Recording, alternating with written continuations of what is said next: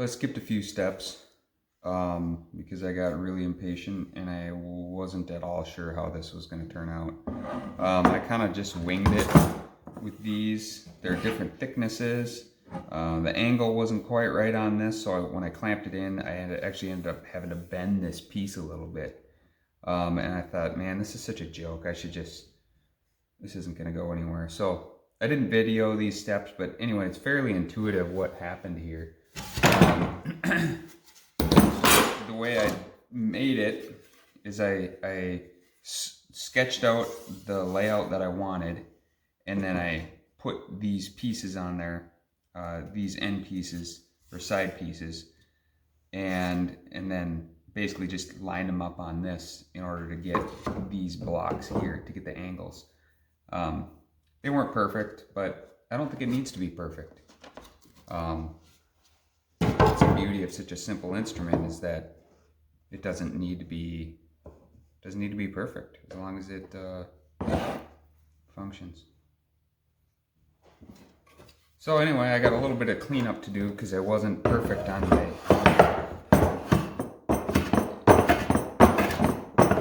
my measurements.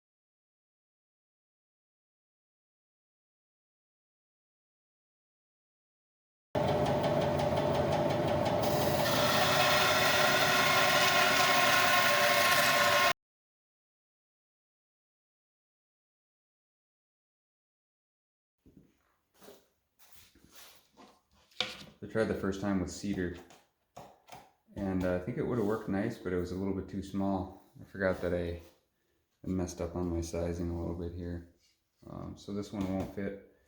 So I cut it again with a piece of leftover maple I had from a stair project, and now I gotta smooth it out.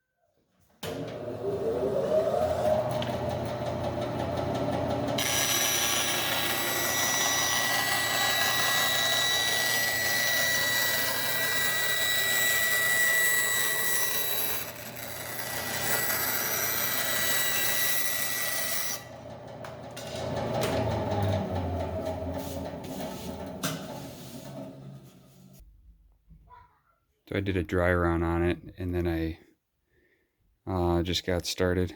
Kind of panicked a little bit. Glue ups are always kind of scary for me.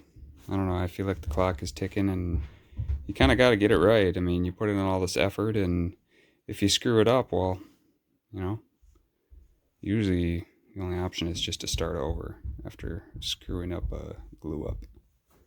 So anyway, I panicked, didn't get video of the actual glue up, but that's fine.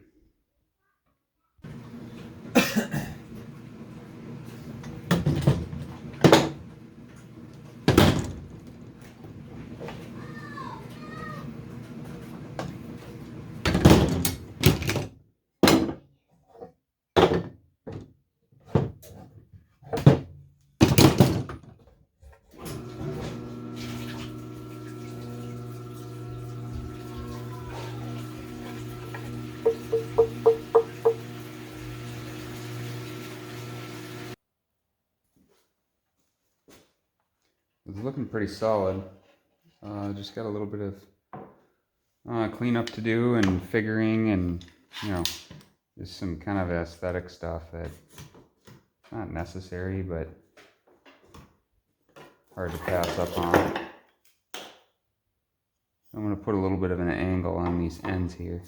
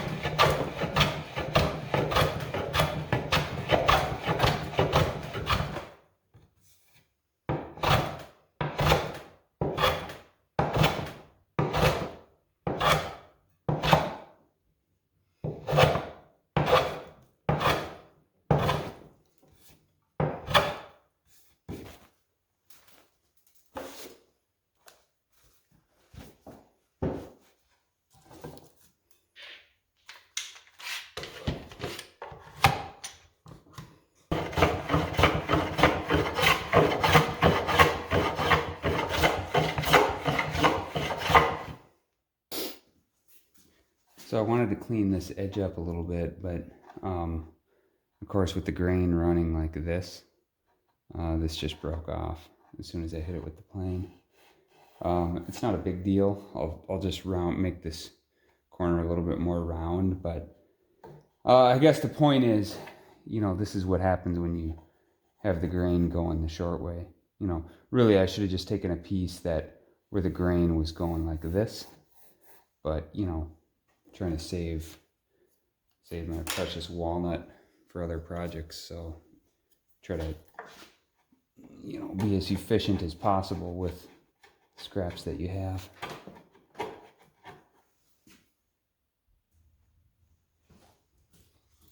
So laying out the strings, It's actually kind of hard to find details about how these are designed, and I think it's partly because it's a Finnish thing that hasn't caught on as much as it probably should have in the United States.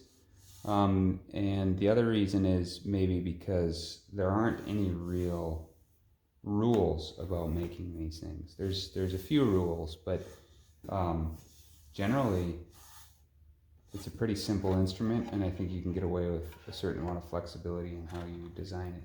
Anyway, long story short, what I came up with is that it should be 3/4 of an inch spacing. So the top string is 3/4 of an inch from the upper surface, and then 3/4, 3/4, 3/4, 3/4, 3/4. And I accidentally made this a little bit wide, but that's fine.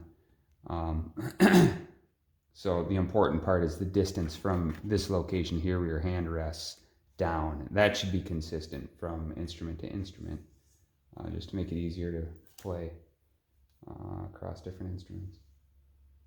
So I laid it out, and then I will, the next part is to design the, what do they call it? The Ponzi? I think it's called a Ponzi, or maybe a varas. I forget. Anyway, I'll look it up. I got a guy in Finland that's doing some research for me right now, at least hopefully.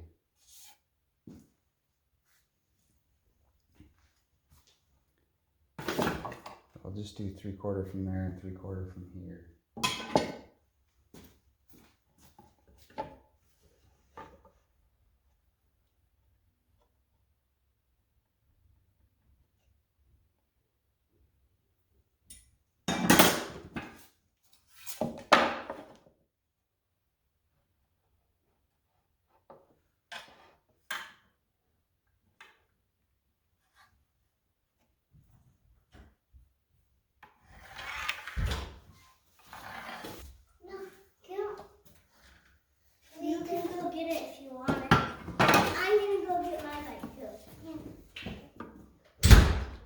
And I'll just measure the distance here and make it the same, 1 1/8.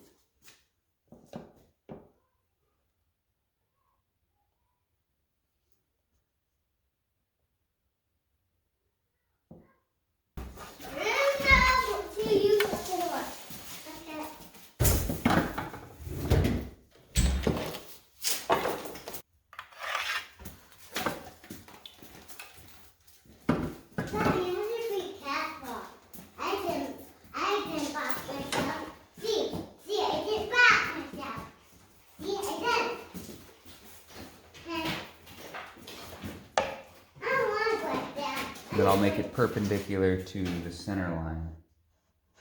I don't think it really matters, but just for aesthetics.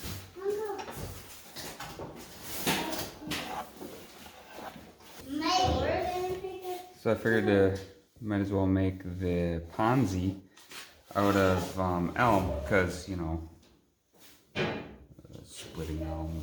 That's my name, right?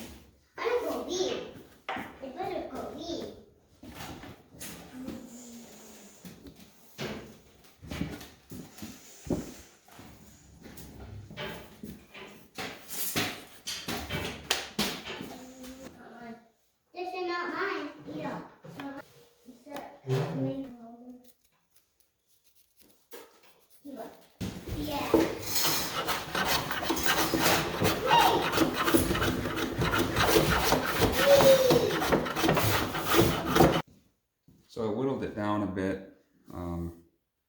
Got a nice flat surface on the bottom here. This is the part that'll get glued to the rest of the instrument, and then laid it out.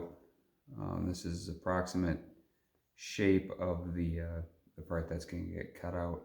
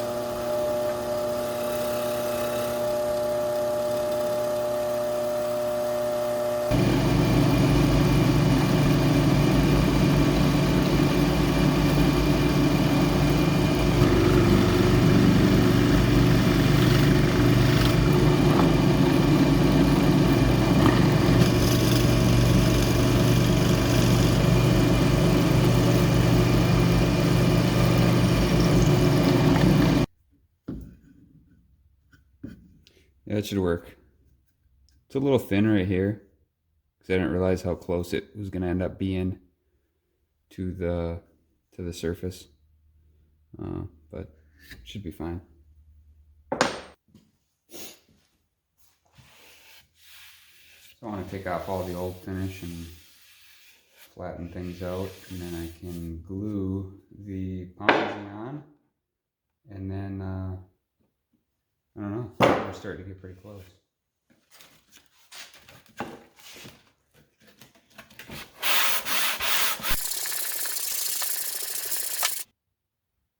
suppose I hadn't really considered how it's pronounced. Ponsi, something like that. Which brings up another topic of how do you actually pronounce this instrument that I'm making.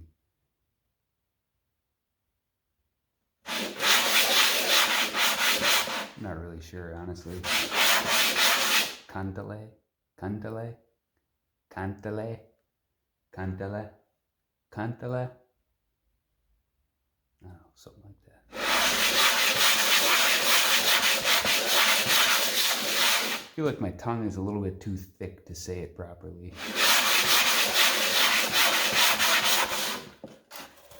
I guess I'm not Finnish enough.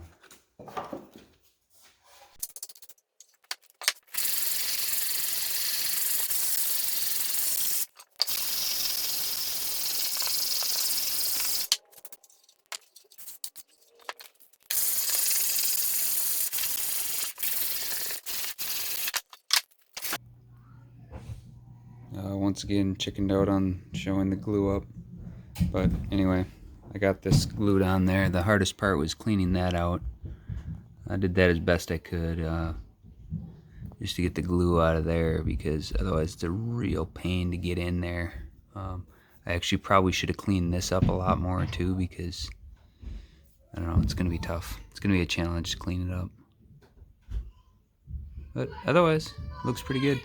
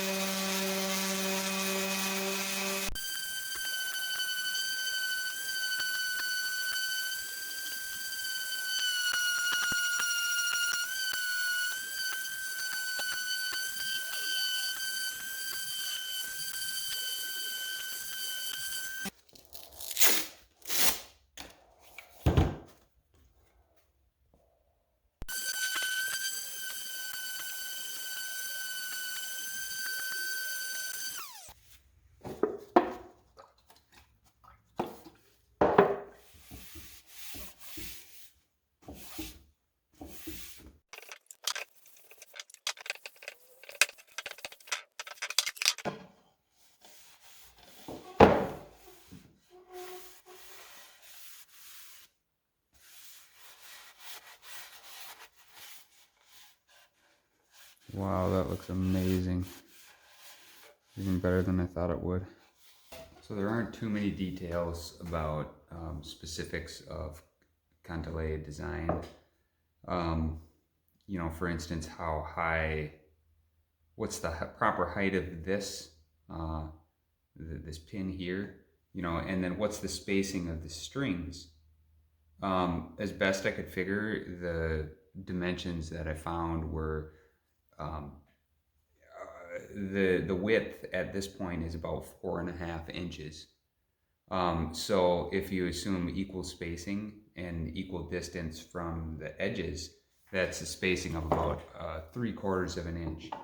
So if I go 3/4 from the top down and then 3/4, 3/4, 3/4, 3/4, that would be about the spacing of the strings right here. And then I can draw lines that radiate out. And it's kind of tricky because none of them are lined up straight. So I don't know. I mean, maybe this type of thing is easy for more artist types, but for an engineer, it's kind of challenging just to be like, well, we'll just pick something, you know, because I don't know. So it's just a different approach than what, you know, what I'm used to, how I typically like to approach things. So I'll go 3/4, 3/4. So this is way wider than your typical kantele, at least your typical 5-string small. So it's going to look a little lopsided. I'll have my strings all up on the upper half, but that's all right.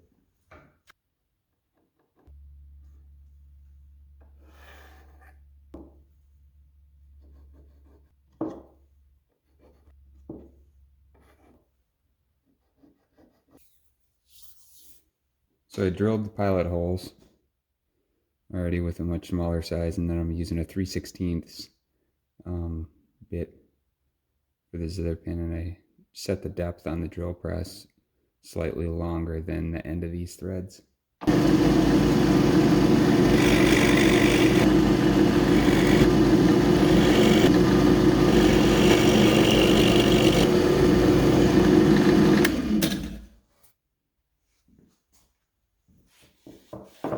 That worked pretty well. So I'll start putting these in. Kind of kicking myself because I cheaped out on buying a zither pin wrench or key. So I'm not gonna rig this up like this. I should have just spent the $20 and bought it. I had to put tape on it so it doesn't damage the finish.